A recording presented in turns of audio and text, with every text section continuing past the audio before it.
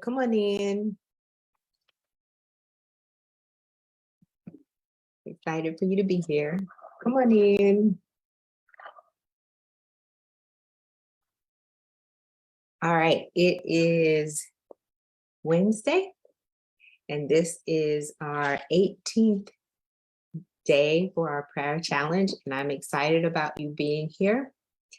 Today, we're going to be looking at Genesis chapter number 30, verses 22 to 24. I'm going to give you guys time to come on in. I have been really enjoying the fact that you've been here. You've been praying with me. It is 12:45, and sometimes Facebook lets me in a little bit late, but we're going to continue to move forward. So Genesis chapter number 30, verses 22 to 24, it says, "Then God remembered Rachel. He listened to her and opened her womb. She conceived and bore a son and said, 'God has taken away my shame.' She named him Joseph. May the Lord add another son to me." Today, as we still deal with Rachel and Leah and family dynamics and things that are going on, things that we wish we would have. Back then, it was a patriarchal society, and they were always looking for the sons that would be born, and that was supposedly giving you honor. If you remember yesterday, we talked about Leah wanting honor from her husband because she had Zebulun, that next son. Well, in this instance, Rachel, God remembers, and that's good news as well. Let's just stop for a moment. God does remember us. He remembers what we've gone through. He remembers what we've already prayed. He remembers what we've asked for. He remembers what we need. But then it says that he also listened to her. He listened to what she had to say. God does listen to us, and he listens with the intent to make sure that he gives us the best outcome for whatever the situation is. Not necessarily what we ask for, but the best outcome for whatever the situation is. In addition to that, it says that he opened up her womb. He allowed her to give birth to something. And in this case, to give birth to Joseph. And she says, "God has taken away my shame." Shame typically comes, it's something that we internalize or we feel because we are assuming what others are saying or others are seeing in us and not necessarily what is true. Going through life transitions, in many instances, we are ashamed or we are embarrassed because we didn't achieve what we thought we should have. We think other people are looking at us inappropriately or are judging us or taking their opinions as weightier, if you would, than what God's opinion is, and we're not looking at it in the right in a right stance. Sometimes we don't see clearly. Sometimes we believe the lies of the enemy. So we're going to pray today to remove all the shame, that we will really see the truth of what's going on, that we would see ourselves the way God sees us. And in seeing ourselves the way God sees us, then we will continue to walk boldly to do the things that God has called us to. And I see you there, Zeba. Glad you're here. Good morning to you. Let's bow. Most gracious and heavenly Father, God, we come. We come because we know you remember us. You know our voices, you know our prayers, you know our hearts. And Lord, you said where 2 or 3 are gathered in your name, you're there in the midst. And so we thank you for your presence today. In it is the fullness of joy, and we want to be joyful. We want to be free to be joyful.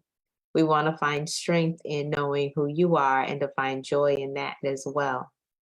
But honestly, Lord, as we come, we recognize in the society that we live in today that there is so much in the social media, so much in other people's opinions, so much in the culture that is trying to tell us to do something differently than what your word says. And sometimes we get caught up, we get entangled in what others are saying, and we forget to listen to you and to look back on our history and see what you've already done. Sometimes the hypothetical of what could happen stops us in our tracks. Sometimes the shame of our thinking that others are watching us, they're peering at us, they're looking at us, stops us from moving forward too. Sometimes it's a crab mentality, trying to stay mediocre and average because we don't want to be in the spotlight. Why should we be ashamed, though, Lord, of the gifts and the talents that you have given us? Why should we sit down on all that you have allowed us to have and to think less of it? Why should we hide from the prosperity that you have given us just to try to fit in with other people? If you have blessed us, Lord, help us to shout it from the mountaintops that we are blessed by you. If we have abilities and talents, help us to testify to the goodness that you have shown to us, the favor that you continue to pour on us, that you allow us the opportunity to do so many things that so many others cannot. We don't want to put them down and put them in shame, but we want to recognize that we're not going to let the enemy stop us because other people are not at the same level that we are. We're not saying that we're high and mighty or we're better than them. No, we are just gifted by you in certain areas, and we're thankful. We're grateful that we can strategize. We're grateful that we can make things simple that are normally complex. We're grateful that we have patience with others. We're grateful that we're heart-centered and customer service oriented. We're grateful that we're in relationship with you. We're grateful that we know your principles and we apply them. We're grateful, Lord, that this culture is not going to take us away and move us in a different direction. We're grateful that you blessed our businesses. We're grateful that you allow our voices to be heard, and those voices are leading people toward you. Just as Paul said, follow me as I follow Christ. We want them to follow you, Lord. Ultimately, we want them to see your goodness and your glory, and we want them to come to have the saving knowledge of who you are and desire to be in your presence forevermore. We're grateful that you've given us an abundant life. And so, Lord, we remove the shame. We take the cloak of poverty off. We release it.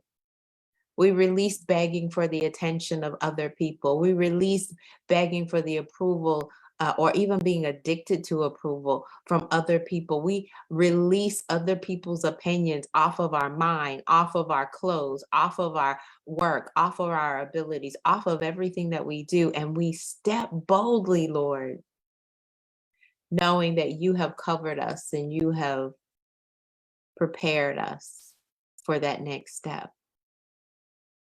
Help us to not look back at what they say or their sneers or their snickers, but help us want, more importantly, your love, your hand that's held out in order to pull us forward. Help us to walk in your purposes and your plans. Lord, I pray that we cover up and not feel that we have to show everything to everyone. But I pray that you reveal to us as you remember our hearts, as you listen to what we are asking, and as you open up the doors that no man can shut. Help us walk through the right ones with the right people at our table. Help us to do that, Lord, more appropriately. We're going to bless you always. We're going to honor you always. In Jesus' name, we pray and give you thanks. Amen. Well, God bless you, my sister, for being here, and all those that are going to be watching this later. I pray a healing blessing upon you, that any hurt or disappointment, any words that have been spoken over you that cut to the core, that stopped you from achieving everything, that stopped you from being excellent, that allowed you to stand in mediocrity or settle, that it will be released now. All the chains are breaking off of you right now. Your mindset is free to see the abundance that God has before you. I pray that your life be an example for others to follow, and it will resemble the abundance of the God that we do serve.